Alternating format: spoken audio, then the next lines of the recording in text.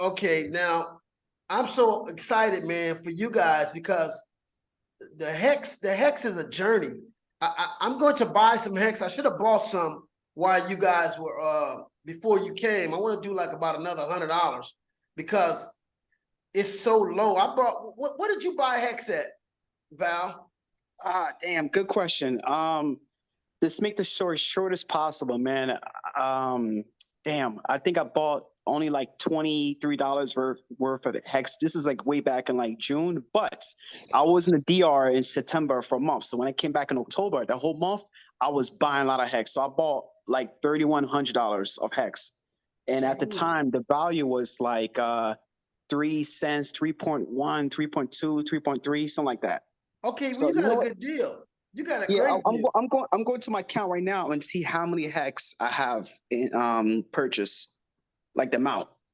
But And yeah. for anybody that's going to watch this video, I just want to reiterate that hex is a CD on the blockchain. Basically, a cash deposit is when you deposit money and it grows at a higher interest than a typical account.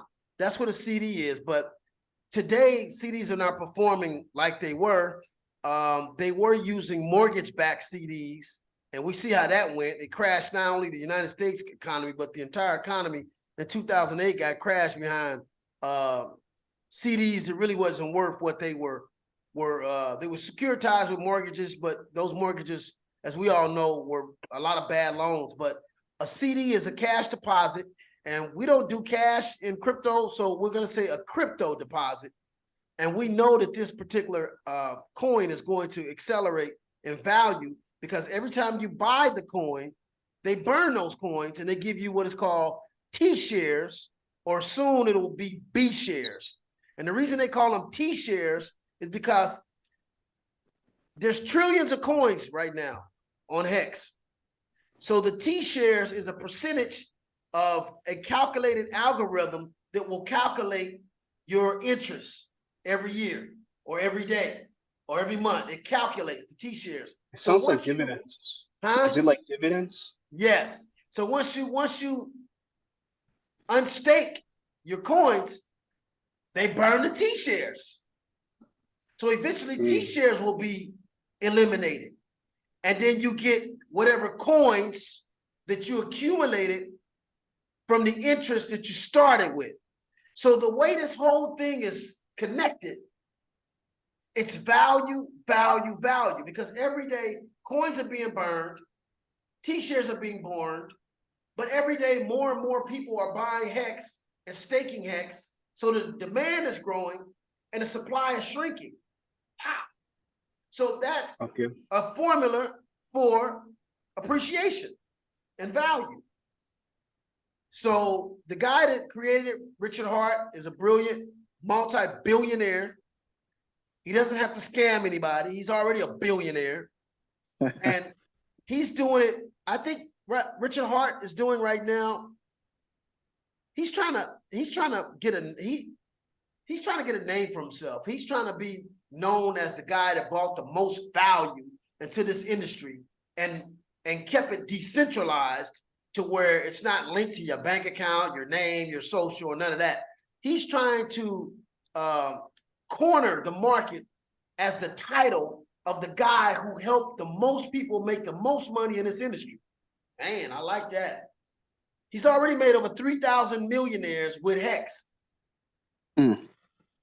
Now he's got a new project called Pulse Chain, where he's forking off of Ethereum. It's going to be the biggest airdrop ever in the history of cryptocurrency, period. So what happens is he's forking off of Ethereum, and it's not the first fork off of Ethereum. But what's unique about his fork is he's taking all the tokens of Ethereum with his fork. Never happened before. There's a lot of people that forked off of Ethereum, like Binance, and then they created their own blockchain from starting off the Ethereum blockchain. And I know I'm talking a little technical for some people who may not understand crypto, but you got to catch up to the language. We can't slow down to explain it to you. We have to explain it in the technological terms that it's written. And then eventually you guys can go and Google some of the stuff I'm saying. But basically, there's been a couple of forks I think Polygon. There's been quite a few forks off of Ethereum, but nobody, it's like right now, Ethereum there's over like 20,000 tokens in crypto right now, over 20,000 cryptocurrencies. 90% of them are on the Ethereum blockchain. Wow. So what Richard Hart is doing is forking off of Ethereum with Pulse. He's giving it more throughput. So now it's going to be faster processing time, and it's going to be cheaper transaction fees. And he's going to copy every coin on the Ethereum blockchain. So now if a person has, say, a coin like Maker, which is a decentralized coin, was forked off of Ethereum. It's an ERC20 token, actually. So every ERC20 token that has value, let's say you got 800 million tokens for your company, and your coin now is worth $500. There's a lot of coins on Ethereum that have real value. So now you got 500,000 of your coin that's worth $500 a piece. Now you're going to have an additional 500,000 of your coins for free on the Pulse chain that's going to be able to do the same thing your coin is doing, whatever your function of your coin is on Ethereum, and it's going to be able to be cheaper in fees and faster in transactions. So a lot of people who have Ethereum ERC20 tokens are going to kind of like by default want to use their Pulse chain token because it'll be cheaper in fees for their participants and faster. Am I making sense? Yeah. It's never been done before. Mm.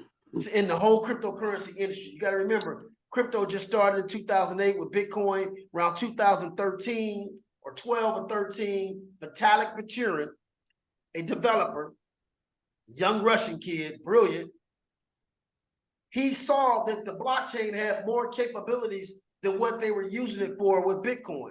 But the Bitcoin maximalist, which I'm not a maximalist, meaning that they just want Bitcoin. That's it. That's the only coin they want in the industry. But the problem with that is they haven't explored all the capabilities of decentralization and blockchain technology. So Vitalik Buterin wanted to explore smart contracts. And he got so much opposition from the Bitcoin developers, he said, you know what? I'm just going to leave and start my own thing. So he did what is called the first, I need to do a class on this, ICO, initial coin offering.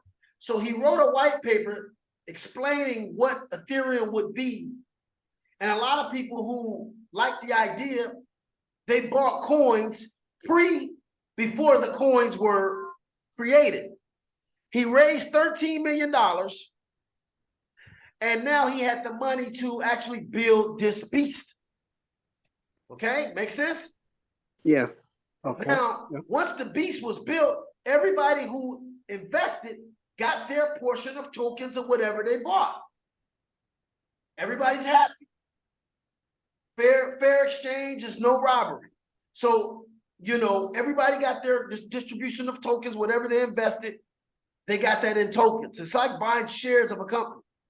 It was the first ICO ever in the history of cryptocurrency. And from there, hundreds of thousands of ICOs took off. And it got so massive to where the SEC came in and tried to say, it's a security. So what Richard Hart did was a sacrifice. He changed the terminology, but it was basically the same concept. He raised over $1 billion for Pulse Chain. Wow. One of the biggest quote unquote ICOs ever in the history of ICOs. $1 billion in 1 month. And a lot of the investors were Hexicans. I seen guys that made millions of dollars with Richard Hart invest 20 million, 30 million, 10 million, 5 million on the Pulse chain. We still don't have our coins yet, but the sacrifice basically was a different terminology saying we're going to sacrifice for the freedom of assembly. That's what it was. The freedom of assembly means that it's a constitutional right that we have the right to assemble, which is what they tried to attack during the COVID. Okay, they tried to attack that. You couldn't go to church. You had to be 6 feet away from everybody. That's a direct attack on the freedom of assembly.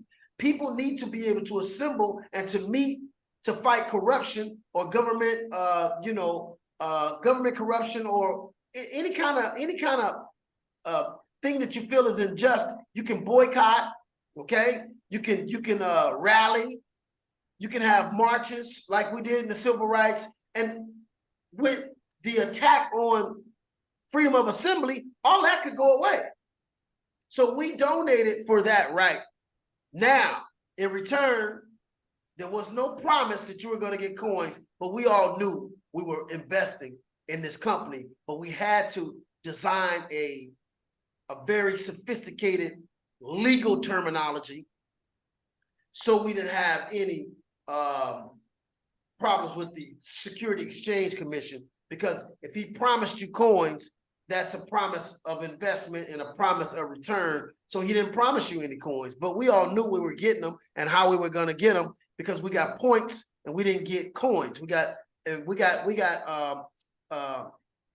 pretty much guaranteed a certain amount of points. Well, we knew these points were coins. So I'm just saying the guy's brilliant. So now there's going to be a lot of other sacrifices to take place, and you're sacrificing your money for a certain cause. And in the event that that particular blockchain gets built, then the owner can reward you if he wants, but he's not making any promises. So that's how a sacrifice works. So there's no promise made up front, but pretty much know for a surety you're going to get something for your money. So, and it's just the language is to protect everybody. But anyway, let's go into this hex. This is Richard Hart's first creation. It's on the Ethereum blockchain. Ethereum is pretty safe. It's never been hacked, with the exception of, I think, the first one time there was a bug in Ethereum, which this is why you guys have Ethereum Classic. You guys ever notice there's Ethereum Classic and Ethereum? Well, what happened with Ethereum? Yeah, when Ethereum first started, it was a bug. And the only way they could fix it was to fork. So Ethereum forked, but a lot of miners didn't want to go. They didn't want to change their algorithms. So it created 2 coins. Okay? Damn, man, I forgot I know so much stuff about this. Yeah, because I was wondering too, because I have Classic, even Ethereum too. I was like, huh? I'm confused, but yeah.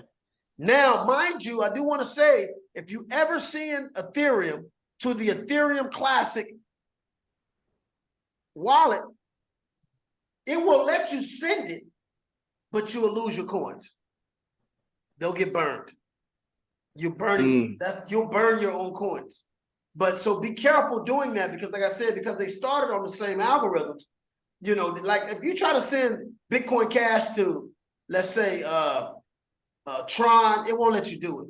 It'll say address is wrong. So most of the coins on their own blockchains won't let you send to a different blockchain. But you can send Bitcoin Cash, I believe, to Bitcoin, or Bitcoin to Bitcoin Cash, but you're burning your coins. But because they started off on the same network, it won't give you that error. Does it make sense? Yeah. So be careful. You know, I tell people all the time, make sure you buy Bitcoin if you want Bitcoin. Make sure you're buying Bitcoin Cash if you want Bitcoin Cash, because that was a whole nother fork that happened with Roger Ver. We're not going to get into that right now. But when it comes to me sending money, like if I want to send 100,000 and I want it to get there quick and I want to pay a lot of fees, I'm sending Bitcoin Cash because it's faster than Bitcoin and cheaper. Now, if I want to put 100,000 in a store of value and just store it for 5 years, I would probably do Bitcoin. Right. So it's 2 different functions and purposes. Like if I got like, let's say I got like $100 million and I want to put 10 million away in Bitcoin, I would do Bitcoin. Because I know over the years, don't listen to the public, don't listen to the hype. If you widen your view of Bitcoin, like right now, Bitcoin is 17,000. And I had a guy hit me up last week, a good friend of mine's. I haven't seen him. I grew up with him, went to high school, junior high with him. He hit me up on Facebook and said, Eric, is investing in crypto like gambling? It was a good question. I said, yes, but investing in stocks is like gambling. Investing in real estate is like gambling. Investing in anything is like gambling unless you acquire the information. The more information that you acquire on any crypto that you're purchasing, the less you lessen the gamble of it. The more information, the less the gamble of it. Make sense? No, exactly. I agree, 1000%. Yes, but the less information you have, the more you're gambling. And it's not just crypto. It's stocks, that's bonds, that's commodities, anything. So when I was trading commodities, say for instance, orange juice, I used to get the weather reports. When I was trading coffee, I was getting the weather reports. I would look at the labor disputes. If there was a strike, I know coffee about to go sky high. If there was a problem at the shipyard, coffee about to go sky high. If there were some weather problems and some crop issues, coffee about to go sky high. It's a no-brainer. But it's the information that I was attaching to my commodity. Make sense? Yeah. I feel like with commodities, because I've said before, I feel like the problem with it is that like the return on it is really low, and it takes a very long time to like, I guess, get up there. So I feel like if you had a lot of money to put into that, like if you had a lot of money, it makes sense if you're doing commodities. But if you're like starting really low, it doesn't make too much sense. I think you're absolutely right. But again, it's about your perspective, because I'm going to say this. When I was doing real estate appraisals, I made millions of dollars buying and selling property, as well as my appraisal company. But some of the individuals that I dealt with, that I wanted to do business, Appraisals, like is it like when the people, they go to the property and see the value of the property? Yeah, I tell you the value of your property. I've appraised golf courses. How do you appraise a golf course? I've done it. I've appraised golf courses. I've appraised hotels, retail, office buildings, regular homes, $1 million homes, $5 million homes, $15 million homes. I've appraised. And so I learned how to estimate value and different formulas that we use. But anyway, long story short, what I noticed about, like, I was only worth 2 or 3 million. So I can still say I was a millionaire. If you had 1 million, you a millionaire. But I was not like no multi. But I had 3 million at one time in assets. And one time I had 1 million in cash. I was a millionaire twice, but not multi, but I can still say I was a millionaire. But my point is, the people who I dealt with 10 million, their time frame was different than mine.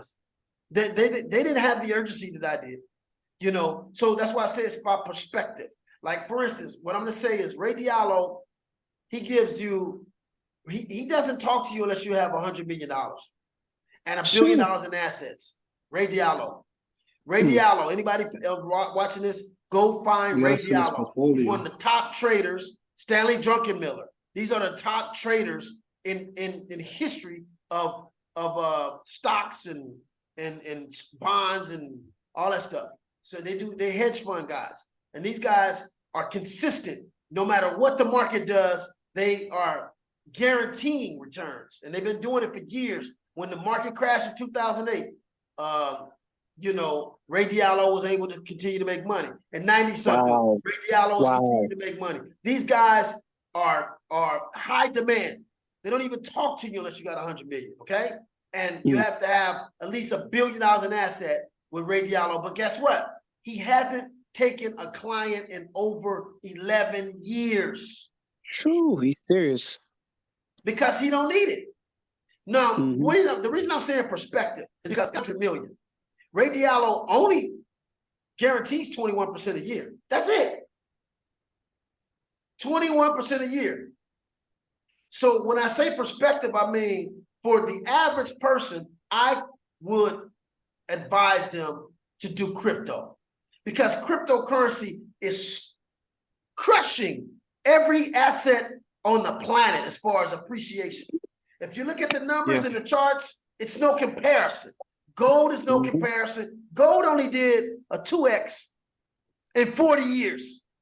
Wait, one more time. 2x in 40 years. Oh my, I knew it was slow, but I didn't think it was that slow. Terrible return.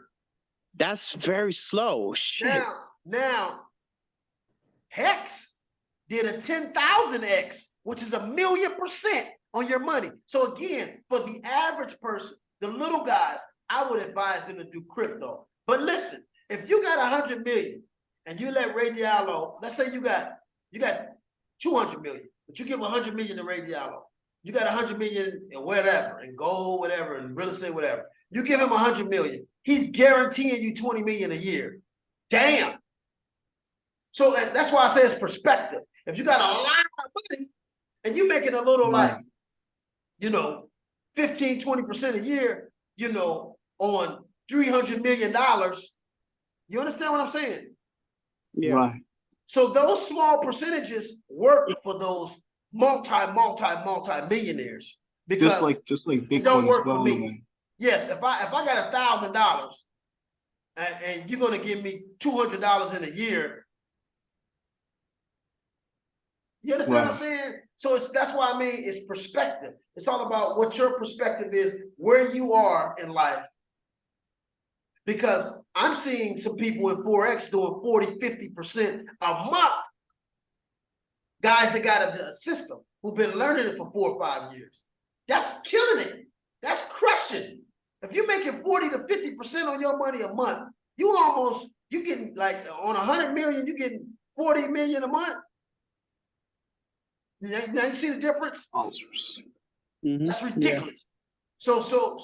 So, but 20% a year guaranteed. If I got 200 million with Ray Diallo, he's making me 40 million a year. I think I won't spend 40 million a year. So it's all about, that's why I mean it's perspective. So for people who have just stupid amount of money, if they're getting 20%, 15% a year on their money passively, and they got a lot of money, then you understand my point, what I'm making.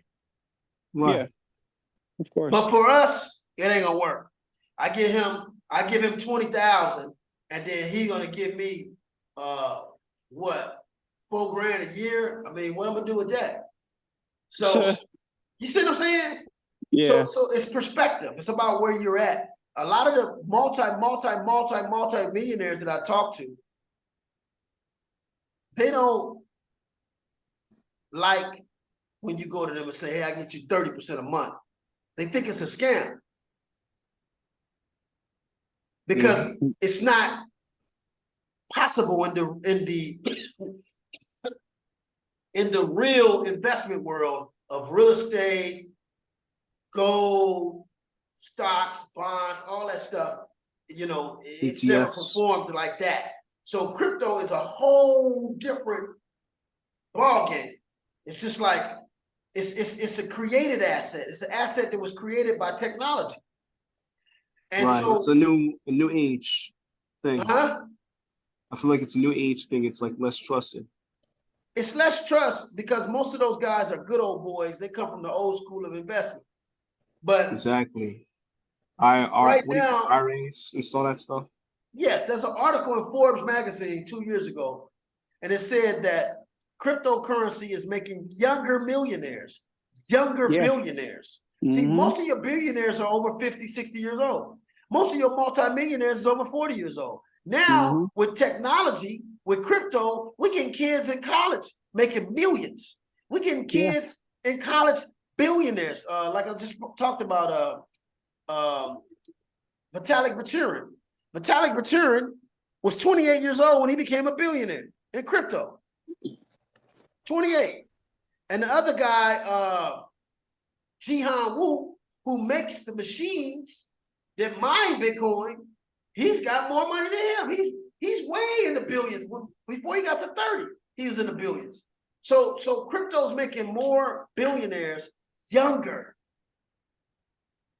I feel like it's like a new age thing. It's like fresh out the box. So everyone, I feel like it's easy to make more because it's just new, Yeah, but at the same time, you have like the media. It's like because right so now. Like gold rush, but I'm sorry. Go ahead. Yeah, it's like a go watch, but the thing is that because it's very new, so you know how to market like a lot of people, let me just call them normies. So they used to how it was, like the stocks and everything.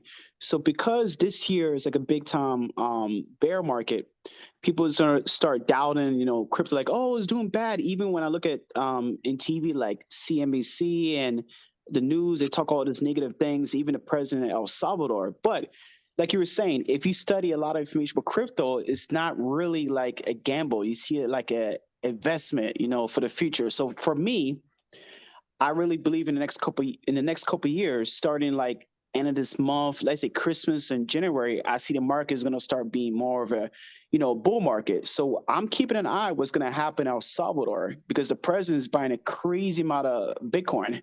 So here's my thing, Eric. I don't know what's going to happen there. I won't be surprised if something Dubai-like happen in El Salvador. I'm not saying it's going to happen, but won't be surprised.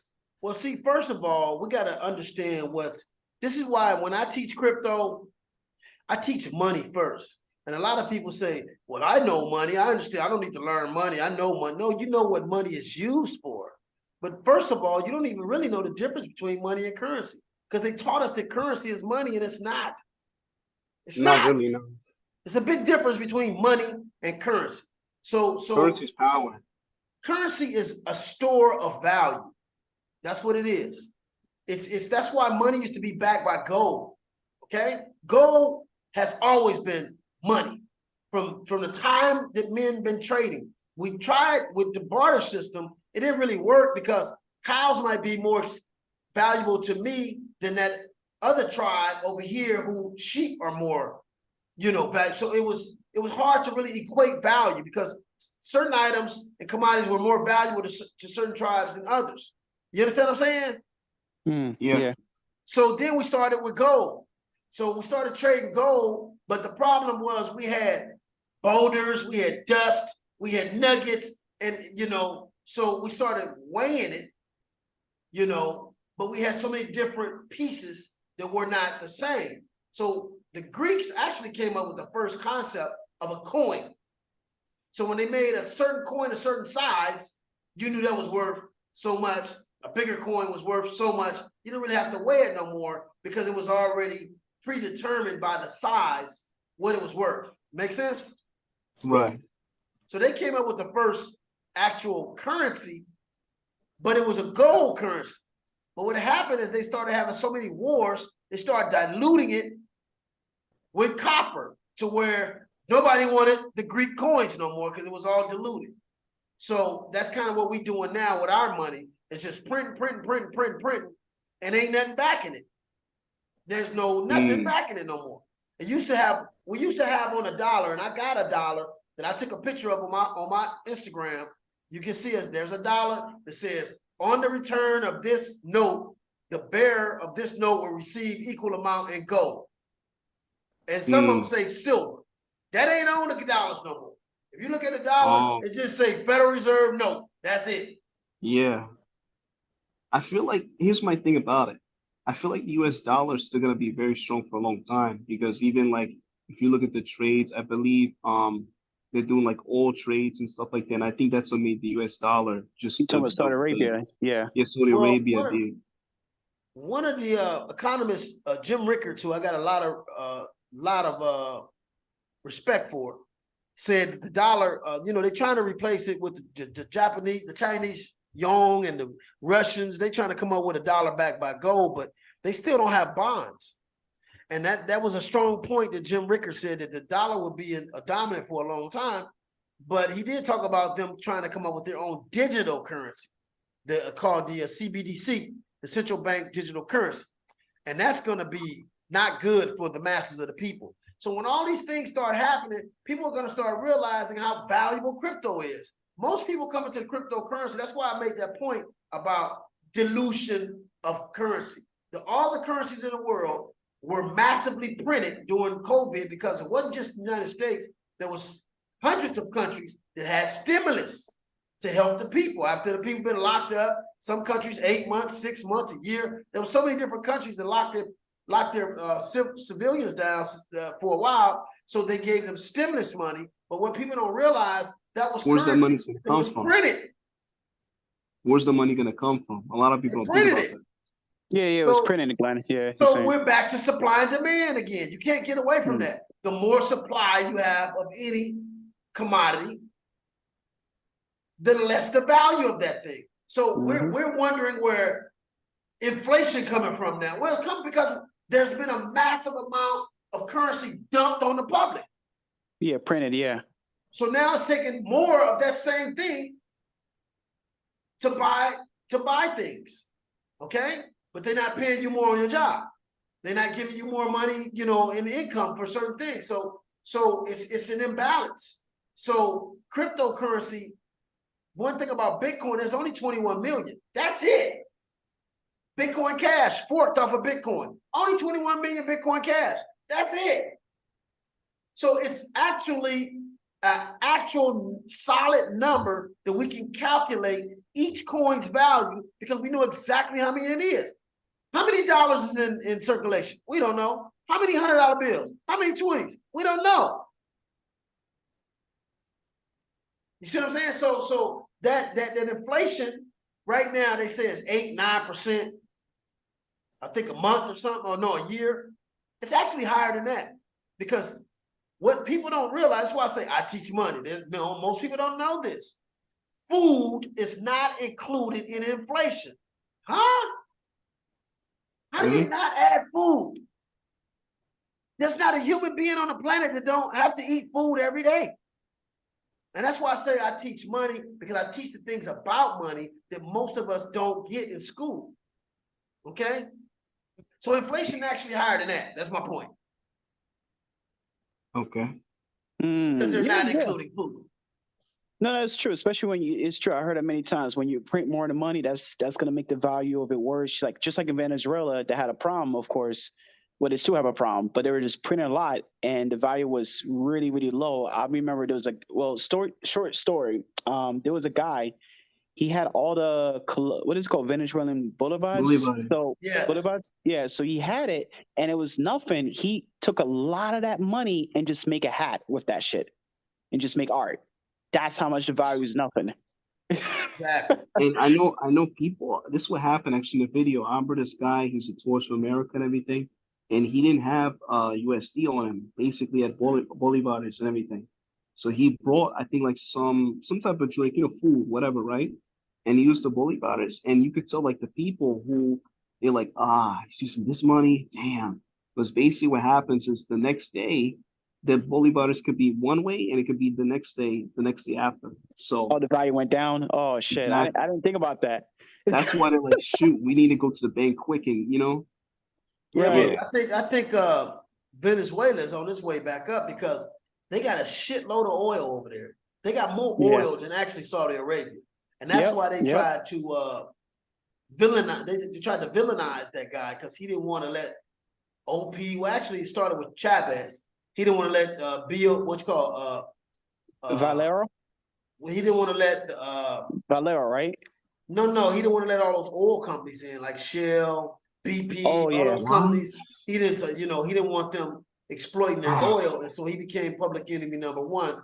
And now, they tried to make Maduro public enemy #1, and even tried to set up a coup with some fake guy to run for presidency. That was all set up through the governments and stuff like that to get him out of there, and he stayed. And so, and they tried to call him a drug dealer, they did all kind of stuff to try to get that man out. And now Biden sends a team over there to try to get him to sell oil to America. And he told us no, because they did too much. They even tried to do a hit on him. They tried to do, it was a drone assassination. Oh, yeah, I saw that. Yeah, man, it's just like, they did too much to that guy. So he like, no, but he has a tremendous amount of oil. And I think what happened is when the oil prices went down really low, that crashed their economy because they were depending on oil prices to sustain their economy. And so what happened was when the oil prices went really, really, really, really low, they started printing, and that crashed their economy. So it's always an overprinting of money. If you study Germany, what happened in Germany in World War II, it's always overprinting money. If you study Zimbabwe, do you know they got $1 trillion bill in Zimbabwe right now that ain't worth nothing? I would like to go to Zimbabwe just to get a couple of $1 trillion bills. People in the streets going, please give me some food for dinner, trillionaire. I'm a trillionaire, but I can't eat, like a joke, because their money is worth nothing. They just print it. So whenever you crank up the printers, you know, it's not a good thing. And that's why the Federal Reserve right now going up on interest rates to try to bring down inflation.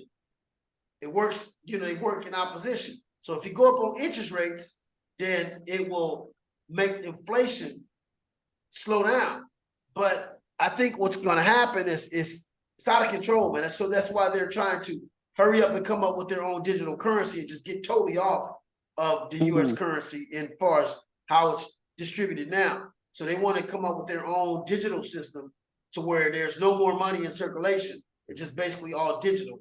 It's almost like that now with credit cards and debit cards because, you know, we're just digitally transacting. But the only bad thing about this new system, it won't be banks. It'll be the central bank. The central banks, you won't be dealing with banks no more. You'll be dealing with the people that run the world, and they'll have the ability to just hit one button. If they don't like what Eric Brent's saying online, they can put me on punishment or put me on sanctions, and I won't be able to spend no money for a week because all of it is coming from one centralized point. You have no control of that. And this is why what I'm saying is people are going to start really understanding why cryptocurrency was made, why it was made, what the real purpose of it is to give us freedom in transactions. We can transact freely. Like I told you guys, I have a lot of businesses. You know, I have a cryptocurrency college. I also do business credit. And I have a lot of clients that want to send me money. And it's a problem because every bank got limits. PayPal got limits, daily limits. Zelle got daily limits. Everything's daily limits. So how does somebody send you 10 grand? They got to send it 4 or 5 different ways. It's ridiculous. No, it's true, and even like this was last year, like there was a protest with the truckers in Canada, so they don't want to take the vaccine. So Trudeau's like, okay, you know what? I'm gonna freeze your account, all right? And that's what it did. They freeze your account just like that. So it's true when you use like digital currency from like the government, they could do stuff like this. So yes, this is what the people don't see, and that's why when we say we teach money, we're teaching it in no other way that you've never learned it before. Because for the last 600-700 years, the people have allowed governments and banks to control money. This is a problem. Now it's really a problem because governments now are going to have the ability to tell you what you can spend, what you can buy, what you can't buy, or if you can even participate. Period in commerce. That's not good. So with cryptocurrency, nobody controls that but you. No government can control it. It's decentralized network. It's the network of people. Matter of fact, Bitcoin got like 5 satellites up there right now. If all the internets in the world went off, Bitcoin can still transact. Wow. Wow. So this is what we need. We need freedom of transactions. We don't need government. We don't need banks. We don't need the Rockefellers, the DuPont, none of them to be controlling the masses' ability to interact in free enterprise. This is a problem. And so it's like, for instance, I think about it this way, and we're going to go to the hex. We went way off the subject, but this is relevant for the people to understand. Cryptocurrency is not just about, oh, it's up today, it's down, oh, it's 15,000, it's 13. It's more about your ability to store your value somewhere other than currencies that is tied to gross domestic product, interest rates, inflation, taxes, jobs. It's tied to so many different things. Social Security. There's so many things that a currency is tied to its value. It has nothing to do with you. There's so many other external factors that controls the value of a dollar. You go work for 30 years and put your value in a currency that you don't control its value. Crazy. Whereas crypto is value is totally created by supply and demand and trade and buying and selling. That's it. And that's called, to me as an appraiser, I call that true market value. Okay? True market value, supply and demand. Period. It's not based on all these other factors. Oh, we're getting sanctioned by this person. Oh, China's not sending us any imports anymore. Exports, imports, all these other factors determines the value of a currency that has nothing to do with the masses of the people. So again, like I said, this is what crypto was made for. It was made for people to be able to take and control their own ability to bank. It's like basically you become your own bank. And not only becoming your own bank, you have the ability to not be confiscated. Like if you guys watch, if you just watch something as simple as Unsung, you see so many great groups, so many great people that were so wealthy and lost it all from confiscation, from whatever agency, IRS, SEC, you name it, whatever, you know, CTFF, whatever. So many different agencies have come and shut them down. But if you had your value in something that they can't touch, how many people will still be wealthy? A lot, you already know.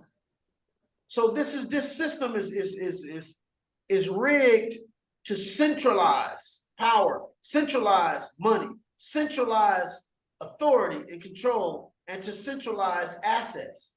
So my mission and my assignment is to help my people and anyone that wants to listen to me to decentralize their wealth. Okay? Decentralize your mindset, decentralize your value. So when your value is decentralized, that means no single entity controls it. No company controls it. You know, no CEO controls it. No government controls it. No bank controls it. That's powerful. It's never been done.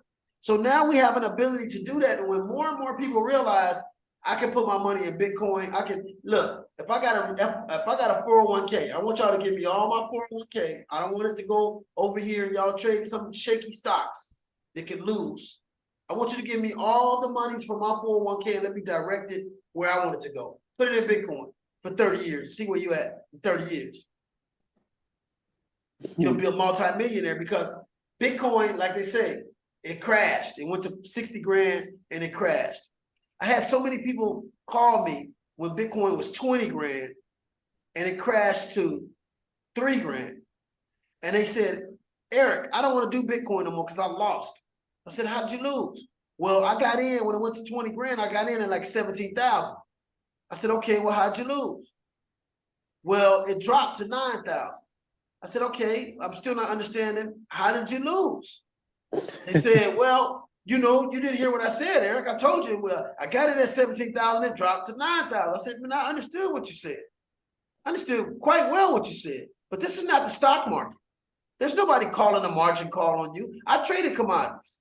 When you don't own your commodities. You borrow them, you're leasing them within a certain price range.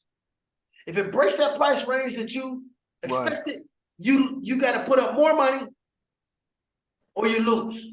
It's not the case with crypto. You own your asset. You actually own asset. How did you lose? Yeah. Oh, yeah. You sold at 9,000. Duh. Yeah. You understand what I'm saying? That's how he lost. He sold. Yeah, because I told people that even you got to look at it like this. That's why I call these people normies, and I call it smart people. So normies, they think about, like, let's say they tend to invest in crypto when it's like all the way deep in the bull market. But yes, the thing is that when we get the bear market, you got to leave it in. But they start panicking, they take out the money, and then they lose more than what they put in. Now look what happened 2 years later. 2 years later, Bitcoin went to 60,000. So again, how did he lose at 17? Yeah. He sold. So that's how he lost. He could have waited until it got to 30, 40 grand and sold, but I would not advise nobody to sell all of my crypto. You always hang on to some, and I'm gonna give you guys a mistake that I made before we go into this hex. It's very valuable. I lost a lot of money to learn what I know. I lost a lot of money to learn what I know. Nobody wants to lose. Everybody wants to win, but there's no such thing as losing, okay? You might lose material value, but you gain in knowledge and you gain in wisdom. And if you get the wisdom and knowledge of money, You can lose money and get money again, lose money and get money again. It's the knowledge, it's the information that's more valuable than the money.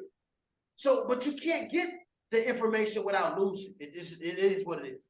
So this is why I'm teaching people now, because I don't want to see people take the losses that I took. I wish there was somebody to guide me like I'm guiding people, you know, but sometimes you have to, you know, there's an old saying that pioneers, you can tell the pioneers because they got arrows in their back. So I guess I took a lot of arrows, me and my team, we took a lot of arrows so we can help other people, you know, to navigate through some of the rough stuff here. But I had 714 Ethereum at one time, 714. And my sons, they started getting in a lot of trouble. So I wanted to move out of the inner city to the suburbs. So I liquidated like 15 grand. I think I got like 15 grand for it. And I moved. I sold all my Ethereum. Ethereum went to 4,000, bro. Some 3-4 years later. 4 years later. Let's do the math on that. What's 714 times? I can't make this up. All you gotta do is look at Ethereum's charts. Okay? So I had 714 Ethereum. Even at $1,500 or $1,200. Right now, Ethereum at 1,200. The whole market crashed. But let's say 3,000. Okay? Let's say 714, because you might not have waited till it hit 4,000 times 3,000. That's like That's $2 million. like 4x, maybe, right? That's $2 million. Oh, So I don't advise nobody to sell all their crypto. Never. If you got to liquidate a little, that's cool. But always keep some. Buy some more when the market down. Every time the market down, you buy. I had a guy tell me last night, hey man, Bitcoin low right now, right? I said, yeah, that's when you want to buy. When Bitcoin bottoms out, it's almost at the bottom, it's bottomed out. This is when you want to buy. Because when it take another rally, you on the up, you up. And this is the concept, like Gene was, I think Glenn was saying, people always want to jump in when the hype. Oh, Bitcoin popping. Oh, let me go get in. No, you get in when everybody's running. Right. That's the same thing happens with Microsoft. When Microsoft take a dip, that's when you buy. When Apple take a dip, that's when you buy. You don't buy when it's at its height and peaking out again and it's at some breaking records. No, you want to buy it when it's low. I remember someone, they were talking about when they buy when in panic. Like for example, listen to the media like CNBC, like, oh my God, Bitcoin's going down. Oh my God, oh my God. A lot of people are like they're getting rid of the Bitcoin and stuff. You can't do business with go buy it. emotions. You can't do business with emotions. You have to be calculating and you have to use mathematics.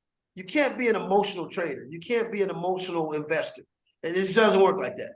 So you have, like I said, if you widen your scope and you look at Bitcoin and you look at it from the time it started, I got a Bitcoin in 2016. It was $250. If I'd have bought 100 Bitcoins then, how did I lose? It just had one of the, it just dropped 80%. And it's still at 17,000. If I bought at $200 over a long period of time, how did I lose? I didn't. So this is what people got to look at. Bitcoin constantly break new highs, and then it'll crash. Then it breaks a new high, then it'll crash. Then it breaks another new high, then it crash. It's been doing this. It's been doing the same thing for years. It hasn't stopped. It breaks a new high. When it broke 20,000, that was a new high. Then it crashed, went to 9, 3,000. Then it shot back up, went to 30-something thousand. You know, it always breaks new highs. And if you, like I said, widen your view and look at Bitcoin for a year, 2 years, 3 years, 4 years, and look at what it does, it just does this. It do these little dips, but then it, you know, do these little dips. It kind of do this. It started way down here, it go up, and it dip, and it go up, and it dip, and it go up, and it dip. But over 3-4 years, it's way past where it was 3 years ago. Just last year, it was at 60 grand, but before that, it was only at 20-something thousand. So we had a whole year of appreciation with Bitcoin. So now we just had a whole year of deflation. And it wasn't just Bitcoin. It was because of war in Ukraine. It was because of the uncertainty in the economy. It's because of inflation going rapid. And people now working jobs, 2-3 jobs, still can't pay all their bills and have enough money at the end of the month. They're still, every month they short. And this is just alarming. It's very alarming for a lot of people because they don't really understand what's happening. I know what's happening. It's inflation. You got to make more money now than you did, but you're not going to make more money doing the same shit you did in the old economy. You got to change your whole mindset. You got to change you got to recreate your whole self and how you make money. There's people now making millions of dollars in their living room and don't even leave the house. On YouTube, on Instagram, you name it. So you got to change the whole concept of how money is being made. Am I making sense, Glenn? Yep. It's some people making some serious money. I know this one guy, he makes $600,000 a day with ClickFunnels. Okay. $600,000 a day with ClickFunnels. But that ClickFunnels is a whole new different training set of mind of marketing. So I've seen people, there's some people making, $30,000 a month with ClickFunnels. There's some people making, I see people with ClickBanks, with direct marketing. I see people making $10,000, $15,000 a month doing that. It's crazy. I see people doing 4X. I see some people doing in 4X now, 10, 15,000 a day or 10, 15,000 a month. That's good money, man. If you're making 5,000 a month passively and you're only really working 2 or 3 days a week, come on, man. You're making 10,000 a month, you got all your time to do whatever you want to do. That's a great life, but you have to change your mindset and go into a whole new different training and a whole new different way of thinking about how money being made. You can't make money the old way in this new economy. Am I making sense? You can't make money the old way and survive in this new economy. You have to find the new ways to make money. Okay? Now, there's girls on Instagram getting paid products. They get free products and the company pay them because they got 1 million views, 1 million followers. That's a whole new way of making money. Yep. That's a whole new way of making money. They might have to show their butt cheeks and all that stuff. They're doing what they got to do. But there's a lot of girls I know on Instagram making a lot of money, more than they could on a job. So, you just have to change your concept of how money is being made. There's so many different technological ways money being made now. It's just not funny. There's a lot of people making money from ClickFunnels. A lot of people. I've been to a couple of conventions and I'm seeing some serious numbers. And these people are not average people. They're not super smart. They're not smarter than you. They just learned a different skill set. You see what I'm saying? They learned a different skill set and they got a product, they got a book, they got something, or they might be network marketers. Whatever it is, they took their game to another level. Now, let's say you're an old school network marketer and you're still trying to network market the old school way. You're struggling. Nobody wants to hear that. But if you got a ClickFunnels and you really learn how to use that, people coming to you now. You're not going to them. They coming to you. And when they come to you, they got their credit card out and they're ready to go. So it's a whole different concept. It's a whole different way of business. It's not just ClickFunnels. There's several magnetic marketing strategies now.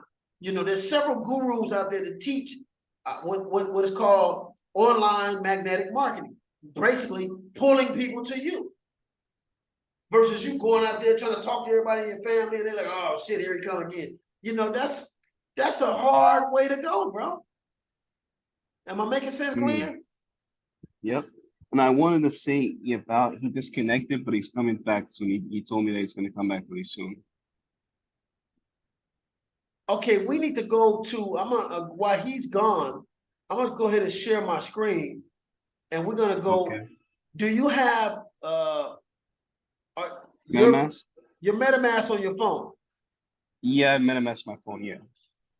Okay, well, I'm going to go ahead and share my screen and we're going to go to my MetaMask. which is right here. Because I know they have like staking and stuff like that. But I was talking about staking that we can Yeah, try. you gotta go and okay, mine's is coming up. I'm gonna unshare my screen just for 1 minute and then open up my wallet. But No you gotta problem. open up your MetaMask on your phone, and we'll go from there. Damn, how do I? Okay.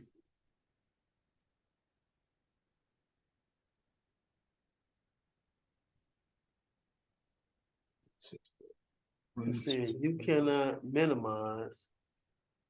Well, how come I can't minimize? I need to oh, there it is.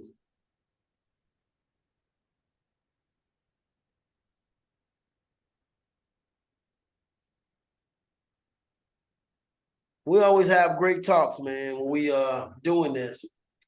But I wanted to record because a lot of people need to hear. This is every day for us. We talk about this stuff like it's normal to us, but to a lot of people in the world that have no clue what's going on, this some of the things we're saying could be very impactful. So that's why I wanted to let me go ahead and share my screen again and show you how you guys got a stake. Let me let Val in. I let him in last time, but for some reason. Hey, Val.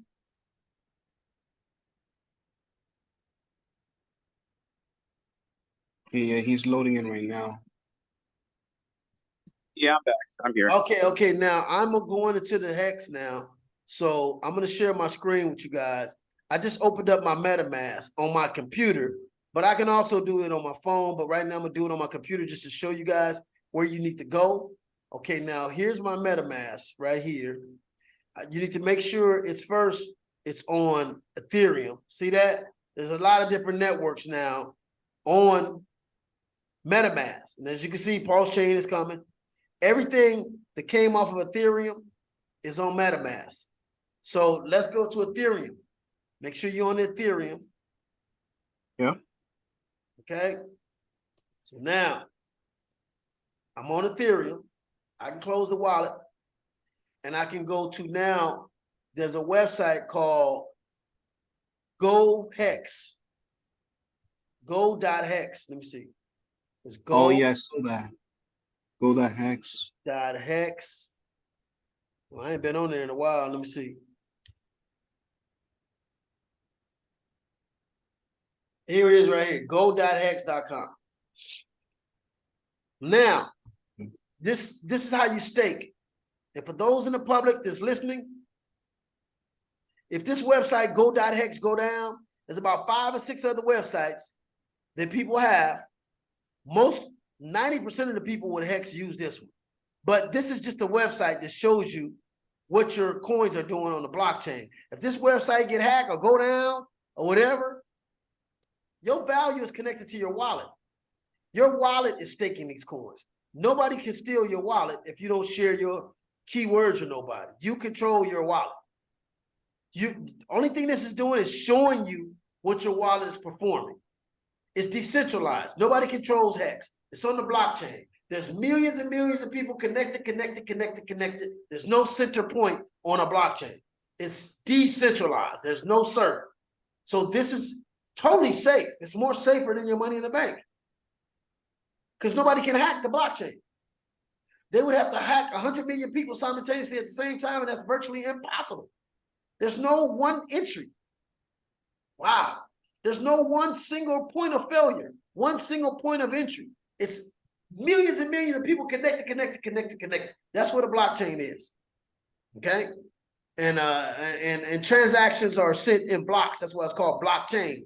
But it's called decentralized networks because there's no centralized point for that network. It's just networks on networks and people networking all over, connected. It's amazing.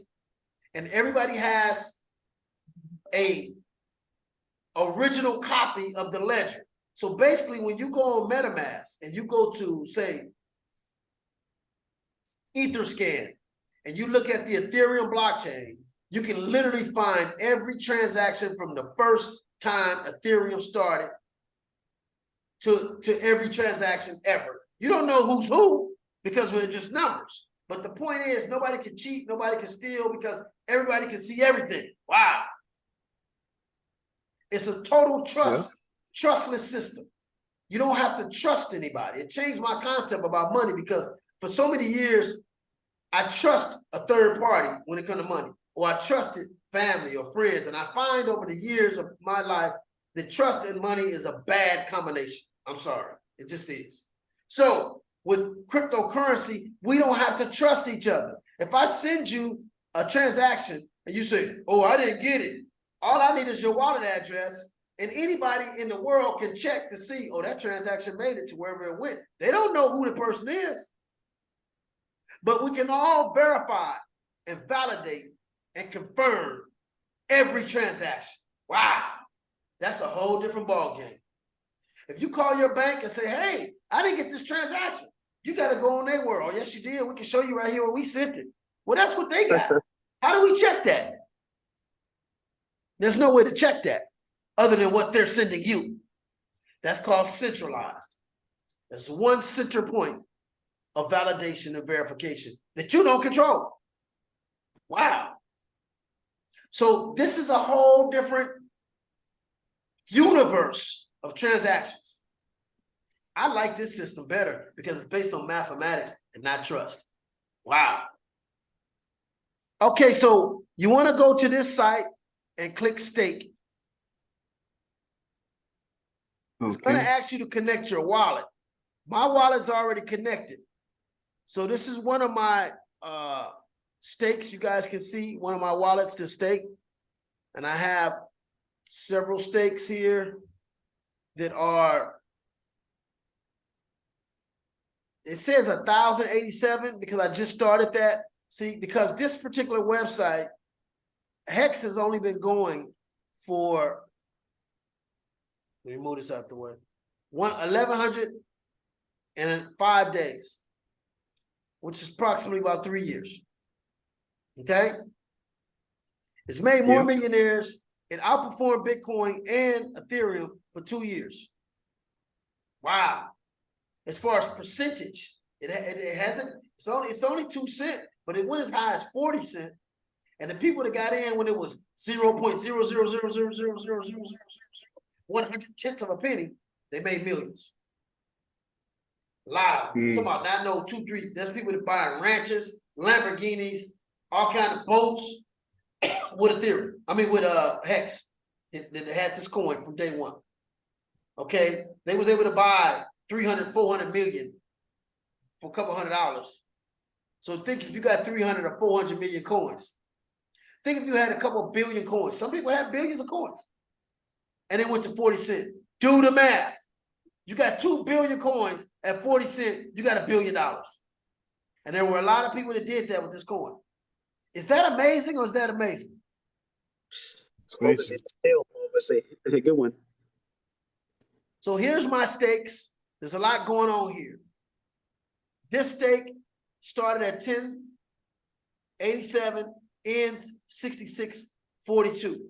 If you take away 10.87 from 66.42, you'll have 5,555. 5,555 days. 5,555 days is 15 years. As you can see, I got a lot of 6,000s here. These are for my kids, man. It's not for me. I got a 2-year-old. I got 3 kids in their 20s and one daughter in her 30s. So in 15 years, they'll all be multi-millionaires, if not before, by some of the things I'm doing anyway with Pulse and Pulse X. But this is their security. This is what you call generational wealth. Could you imagine? Let me stop this for a minute. Could you imagine if you bought Bitcoin 15 years ago? What's today? No, this is serious shit. Just think if you'd have bought Ethereum in 2014 and just set it to the side, it was worth nothing. It was tenths of a penny, man. It wasn't even a penny. So let's say you'd had a couple 100 million Ethereum. It was very possible in the early days to do. I told you I had 714 of them, and I just got involved in 2016. Okay, so and that was no money. That was like, I think I only spent like on that a couple $100, and they grew to like 10, 15,000. But I only spent a couple $100 on that. So you literally got people that's going to spend a couple $100 on Hex. They're going to end up with hundreds of millions of dollars. I know it sounds unbelievable, but let's do the math. Okay, right now you have the coin is at 2 cents something. So let's say somebody right now came in and spent 10 grand, 15 grand. Okay, let's say 10,000. That's no money. People blow that on liquor and you know, cars and shoes and George. I know guys that they spend thousands on George. Okay, so let's say you put 10,000, your life savings into Hex for 10 years or 15 years. Let's say you did a 15 year. And right now, the coin, let's say the coin go up to like, in the next 15 years, it can easily be, I say 4,000, 4,000 or 5,000. I say in 15 years, it can easily be. I'm just being conservative. If Ethereum did, okay, 4,000, and it's not a deflationary coin. What I mean by that is they can just print Ethereum as they want, as they need them, more and more and more and more. They can not just print, but they can create them over time. They're inflationary. There's no set number on Ethereum, okay? And it's still hit 4,000. We're talking about a deflationary coin. A coin is burned every day. There's less and less and less every day, less and less and less every month, less and less and less every year. Damn sure can hit 50 or 5,000 in the next 15 years. So we're being conservative here, okay? So let's say you got, again, $10,000 right now, divided by 0.28. Well, not 28. Let me see. 0.028. You got 357,000 coins. Okay, let's say times 4,000. That's $1 billion, man. This shit is being done. This is being done. This is being done, bro. If y'all don't believe me, let me share something with y'all. If y'all don't believe this is being done, that's $1 billion, bro, that you leaving your children. Mm. And you leaving it in an asset, it's still growing. It's not gonna stop growing. Okay? So this is generational wealth I'm setting up here for my kids. Okay? It ain't about me. I lived a great life. I told you guys I had millions twice in my life. I'm gonna get it third, I'm gonna get it again. I'm gonna get some millions again this next year. 2023, we're gonna get it. I'm set up to get it. I'm set up when the crypto come back, I'm set up. I'm set up great. So it's not about me no more. It's about generational wealth. It's about wealth. It's not about money. Shaq said he met a guy one day that said, "Hey, you rich, I'm wealthy." And Shaq was like, "Damn, what's the difference?" It's a big difference. Wealthy means your kids are gonna have more or the same as you got. And the next generation is gonna have money. And the next generation is gonna have, it's already set. That's wealth. That's different than being rich. I want wealth. I want my family to be wealthy. I want them to have not just the money, but the knowledge to say, "Hey, how did grandpa do this shit? Damn, let's go look at what he did." Now they're gonna try to grow into that mindset. They're gonna try to, they might not do the same investments I did, but it's the same concept. See what I'm saying? Yeah. Yeah. Huh? No, I agree. Yeah, I agree. Yes, it's good for like wealth. It's even better like stocks. I agree. Yeah. Yeah. So that's $1 billion. I want to show you guys something. I want you guys to write this down. Anybody watching this video, if they think this is some bullshit, let me show y'all something. This is a bot. This bot right here is connected to Hex. Okay? This bot right here, it monitors the e-scan of all the transactions on Hex, stakes and unstakes. And I be watching this bot, and this shit is amazing because it shows you who doing what, who buying, who selling on Hex. But it also shows you the magnitude of players involved in this shit. If you think this is a joke, let's look at the Hex. Where's it at? That's not it. Okay, it's called Hex Wellbot. Let me see.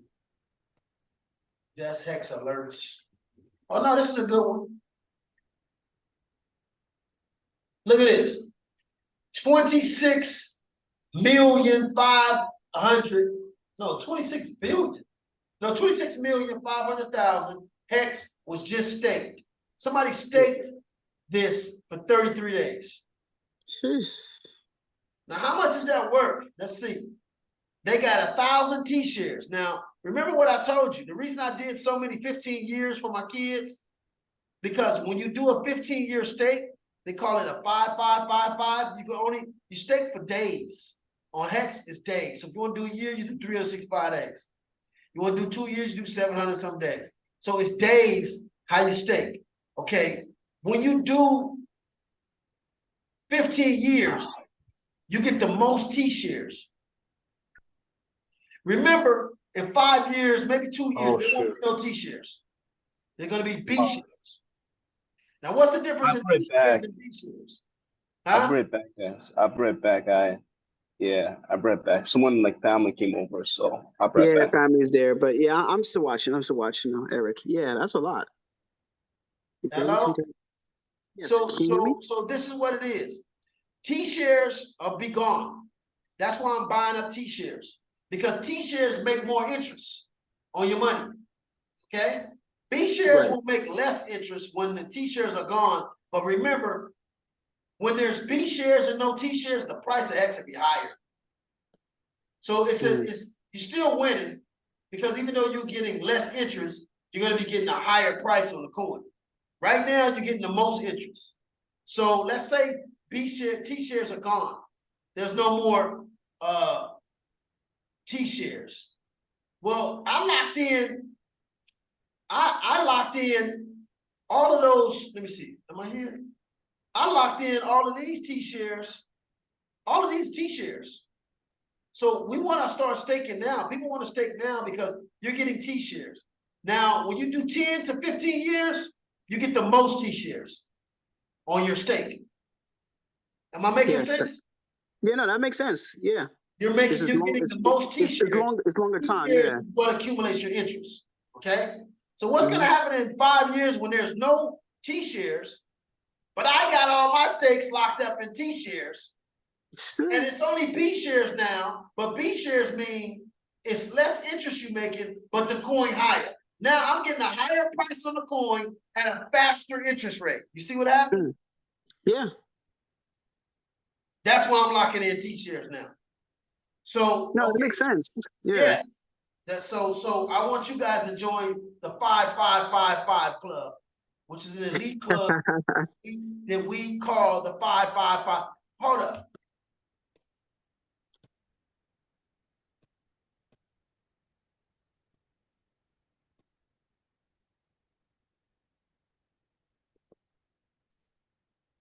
This ain't no joke, man. See this? See my shirt? 5555. Do you see that? Yeah, with the hex on it. True Hexican. No games, man. This is for real. True Hexican. I'm in the 5555. I got all my kids, man. I got 5 kids. I got how many stakes here for? 1, 2, 3, 4, 5, 6. I got 8 stakes. That's over 15 years. So again, just think if I would have got Ethereum or Bitcoin 15 years ago. I told you I got in Bitcoin in 2016. Bitcoin was $250 a coin. That was what? That wasn't even 10 years. Right, yeah. We're talking about 15 years. If I had a whole bunch of Bitcoins, because believe me, 15 years ago, it probably was $1. And if I I'm just think of it like up, this. Even though I miss up an opportunity with the Bitcoin and even Ethereum, I got Ethereum now. I got a whole Ethereum, but I'm just using it as more retirement coin. But I'm not messing up the third opportunity, which is with Hex. So that's no, why, Hex yeah, is the I first. got. Listen, Hex is the first deflationary coin ever. Mm, Coins are being burned. Now look, when this guy bought 26 million coins, they burned them coins and they gave him 1,000 T-shares. Now listen, in 33 days, he'll probably make, whatever interest he's gonna make. And this will pay him out, let's say, 30 million coins. That's new coins coming to him. They burn these coins.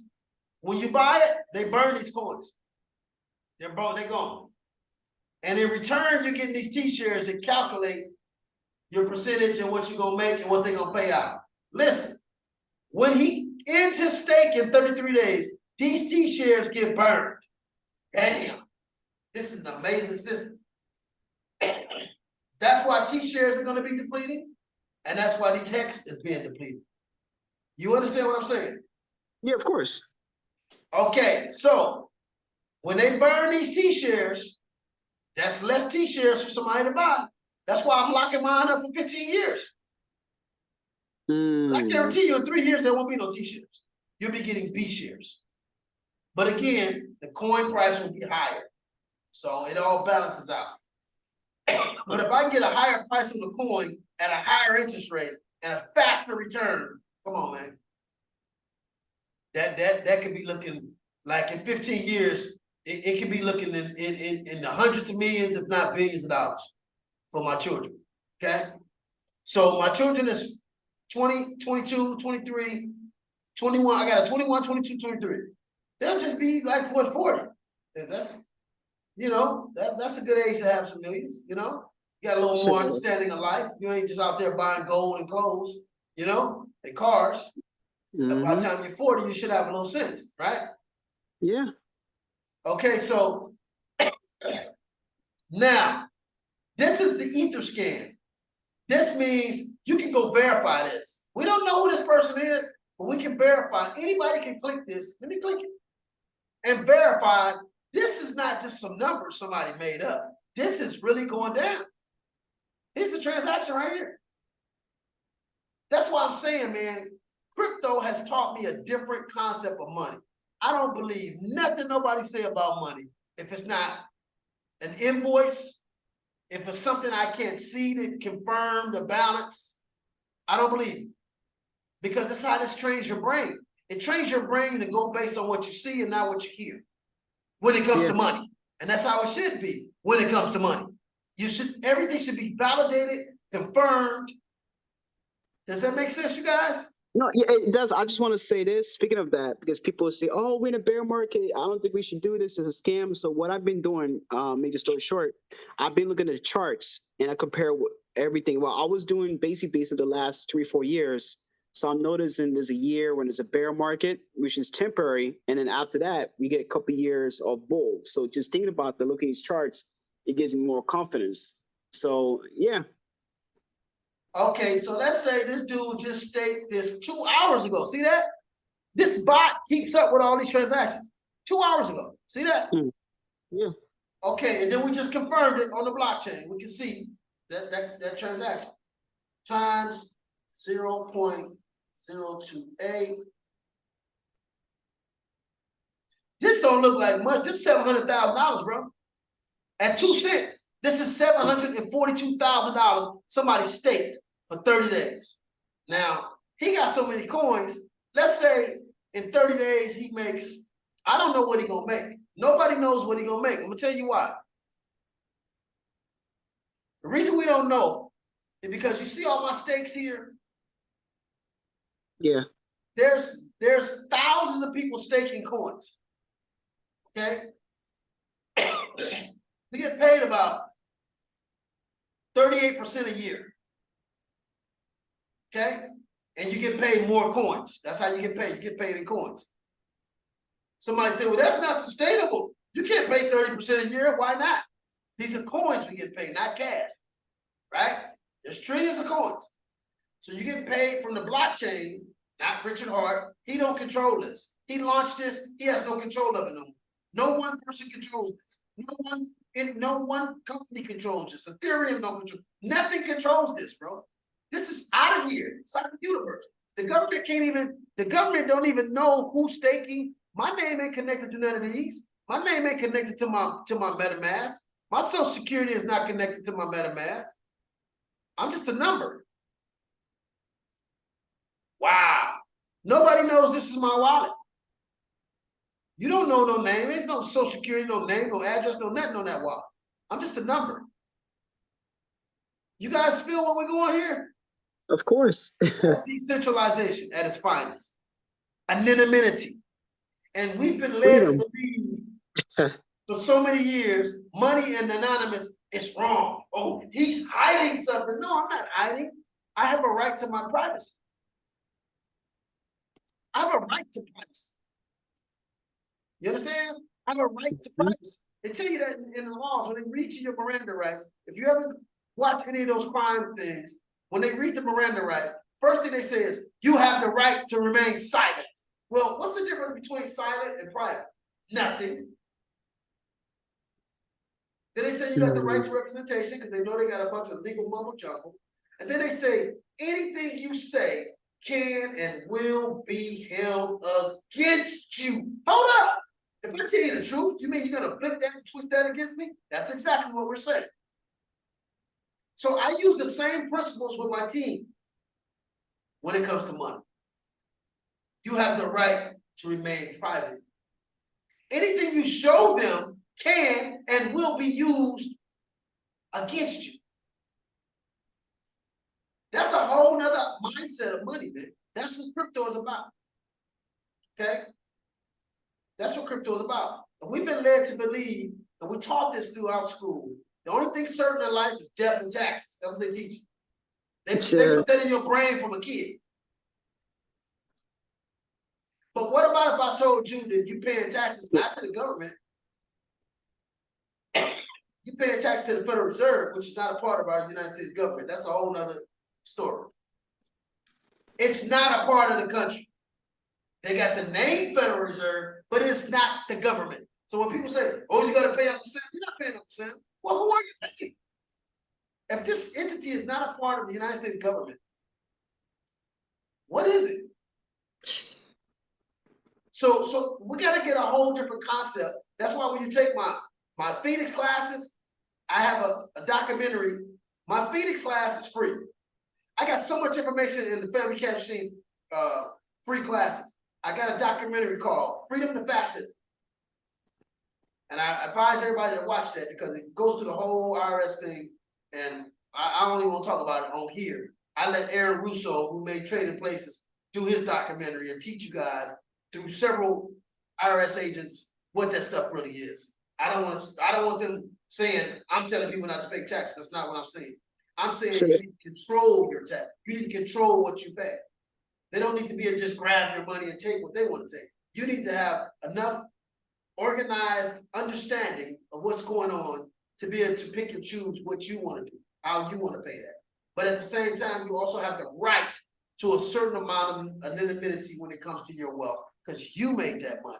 You made those sacrifices. You took those losses. You made those investments. You took that training. You learned that skill set. Duh. So whenever somebody unstakes before their time, that stake is penalized. Okay?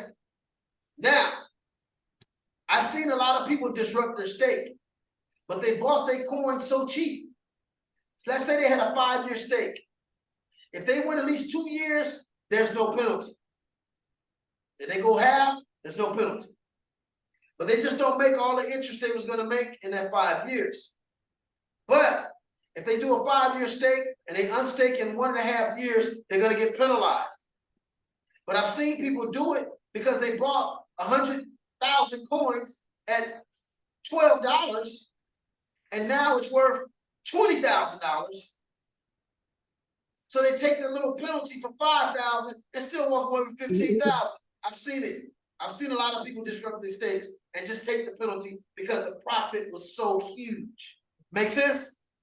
Yeah, it makes sense. I want to say this, Eric. I forgot. Yeah, because I should have left like 9 minutes ago because I got all the errands I got to do before I get ready for work early tomorrow. So let me just say this in the chat so people watching this. So please, I know I would just put just the final sayings. No problem. But please, man, I'm listen. gonna save it in my Google and I'll share it with you and your brother. But when you want to stake, all you gotta do is have the coins in your wallet. Make sure you got enough money for fees because they're gonna charge you fees on Ethereum. And you put on here whatever you want to stake, how many coins, 1,000 or whatever. And then you put the time right here. Say 5555. And they're gonna tell you right here exactly 1,000. And it shows you right here. The T-shares you get, see that? 0.111, all of that's right here. It gives you an example of what you're going to be making. So it tells you right here, 1106, and then you'll be in the 6661. See that? So it gives you all the numbers right here. Okay? Whatever you want to do. Like if you want to do 1 year, 365. Whatever you want to do, you do it in days. And that's how you stake. And then you'll just hit, after you do that, you'll hit stake. And then your wallet will come up and say, okay, it's gonna cost you $10 in Ethereum. So let's say right now I'm gonna buy $120 worth of Hex. That's what I'm gonna do. But in order to buy the Hex, I gotta buy Ethereum first. Then I'll go to my MetaMask and I'll swap my Ethereum right here for Hex. I'm gonna show you right where, and we can go. We can shut this down. It's that easy. So you open up your MetaMask and you say you go buy some Ethereum. I don't know where you guys buy your Ethereum from, but you go buy your Ethereum, and then here you see what says swap. Yep. I got $19 in there. So when I do $120, I'm gonna do $120 in Ethereum, but I'm gonna keep $20 in Ethereum, and I'm only gonna swap for $100 worth of Hex. That way I got enough money in here still to pay the fees, because there's a fee to stake. That's Ethereum. And that's why I think that Hex is PostX is such a great idea, because Ethereum fees is out of control. But we got to talking a lot, but I want you guys to see this. Here's some more, 981,000 Hex. Rate of return, he got 33%. We just talked about Ray Diallo. Okay, this dude got 33%. He ended his stake. See it right here, 4 hours. He just ended his stake. He got 33%. He disrupted. He served 400 days out of 1,800 days. 1,800 days is like what? 3 years and some change. He got a penalty and still made 33% on his money. You see this, man? That's a lot. Yeah, just by staking though. Yeah. In 1 year. Mm. In 1 year, in like a month, 1 year and a month, this dude just made 33%. More than Ray Diallo could have gave. And he had to do shit, but hit one button. Come on, man. This shit is amazing. And he got, now look, what happened to that penalty? It got distributed to everybody who's still staking. That's why I don't know how much I'm gonna make. I'm gonna make a certain percentage every year. They're gonna show you right there when you stake how much percentage you're gonna make. But what happens is if you stick to your guns and don't unstake until you say you're supposed to unstake. The beauty about it is you can set your own time, 3 years, 5 years, whatever. But if you stick to whatever you said, every time somebody breaks their stake, it gets the profits gets distributed amongst everybody who's still staking. Isn't that beautiful? Yeah. So it's like you get rewarded for keeping your word. Because remember, it's decentralized. It has nowhere to go but to the people. The people make the value and share in the value. I like that concept. Eric, I just want to say this. This is great. Yeah, when you get Hex, crypto, well, just crypto in general, especially staking, it's like you leave it at a bank and you get more over time. So it actually is even better than a bank. Bank, you start losing your money. But Yes, again, well, I want you guys to know this. When Post-Chain launches, Post-Chain is also forking Hex too. Because remember, Hex is an ERC20 token on the Ethereum blockchain. So what's going to happen? We're going to have P-Hex. So everybody that got stakes in Hex will automatically get those same stakes on the P-Hex chain. Damn. Yeah. So all the stakes y'all seen me had, they're gonna get doubled. And I think P-Hex value is gonna go higher than this Hex. This is E-Hex, Ethereum, that's built on Ethereum.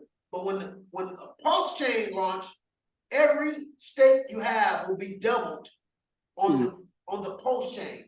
And those staking fees will be cheaper. Remember, it's not gonna be as high as Ethereum, but the coin will be zero. So the coin will catch up to the P-Hex price very fast, but all less profit for you because you're getting all the coins free. Damn. I mean, that's real nice. Yeah. Again, man, I'm learning more and more about the ports of the stake. But his thing, Eric, I gotta go. I got so much. It's like a busy day. No problem, but man, my be brother. blessed. I'll check out your stuff later on. All right. Yes, sir. All right. Take care. All right. Hey, Glenn, you staying or you going?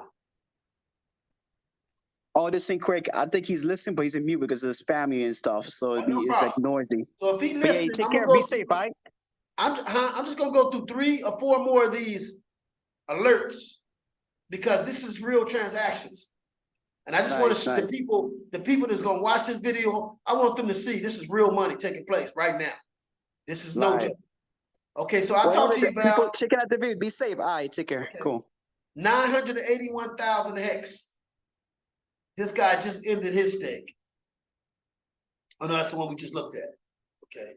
Now here's another one. 10 million Hex. He got 50%. He did 3 years. Okay. He got rewarded 13,000. Oh, 13 million. 13 million 984. So basically, he had 10 million and he got rewarded 13 million because he got 50%, 139%. No, he got, excuse me, 139%. That's the rate of return. That's amazing. This dude got 139% on his money in 3 years. I mean, that's unheard of. Unheard of. And guess what? If the price of Hex go up, he gonna still keep making money. This is just this is the percentage of coins that he got. But if Hex price shoot back up to 40 cents, and he's sitting here on this one stake, he's got 23 million of them. 23 million at 40, 50 cents. It's $10 million all day long. This is going down. I can't make this up. This is this right here. So y'all out there sleep, man, on this Hex. Don't sleep on the Hex. The Hex is a beast. So it's making a lot of people a lot of money. That's all I can say. Here's another one, 39 million. 69-day stake this dude did. He ended his stake. He made 100. No. Is this it? This is different. 39 million Hex just staked December 10th. Yeah, this is it. He made 14 million rewarded. Oh no, this guy here, so it's different. 10, that's 3 years. This is a 3-year one. This one right here is just somebody who ended in 69 days, 34 million Hex. It's going down. It's all these different stakes going down. There's another person that did 10 million. This ain't the same guy. This is a different transaction than that other 10 million one we just showed you. And this is another 3-year stake. It could be the same person, but it's 2 different transactions. That this transaction has a transaction number here, and that other 10 million has a transaction number It's different right here. That was 13 million paid out. The other one's 14. Then it's 10,000. This 1,000, 10 days. The other one's 1,000, 50 days. 139% on 10 million 6 hours ago. And this other one, that was a 3-year stake. This other one here is a total different stake. We don't know who it is. They made 143%. And they did 10,050 days. So that's a different stake. They made 143% in 3 years. I mean, this is going down. Like I said, that's over 24 million hex. And like I said, 24 million. And when hex go back up to 40, 50 cents, they'll probably hit a dollar by the end of next year, I would think. This person here could be sitting on 20, 30 million dollars. It's right here in your face. I can't make this up. Okay, so somebody just did 150,000 hex. They got penalty, 236,000 hex. I don't know what they did. What was their days? I would have to look at all of it, but they got penalized for unstaking. But they still probably make some money. So sometimes it's worth to unstake because you're still in the profits. That's why these people do these penalties. They do the penalties because they made money. So they'll just take the penalty and take their money. Just like winning the lottery. You win 300 million, but if you win it now, you get 150 million. And if you want to wait 30 years or whatever. So that's basically what's going on here. But I'm gonna go ahead and sign out. And you guys got the gist of it. That's Hex.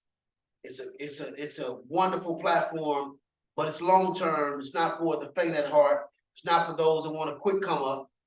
But sometimes I do see people come up, like when the market come back, a lot of people who stake it now could be instantly millionaires overnight. I've seen that happen a couple of times too. But it's really for long-term thinkers, 2 years, 3 years, 4 years down the line. You got a long-term plan. You got a short-term plan, but it has to be your long-term plan. Your 2 year, your 3 year, your 4 year, your 5 year, your 10 year, automatic appreciation of money. So with that, I'm gonna go ahead and sign out, Glenn, and we'll talk on another time. And I'm gonna keep this video, and you guys will be able to watch it on another time. All right, peace.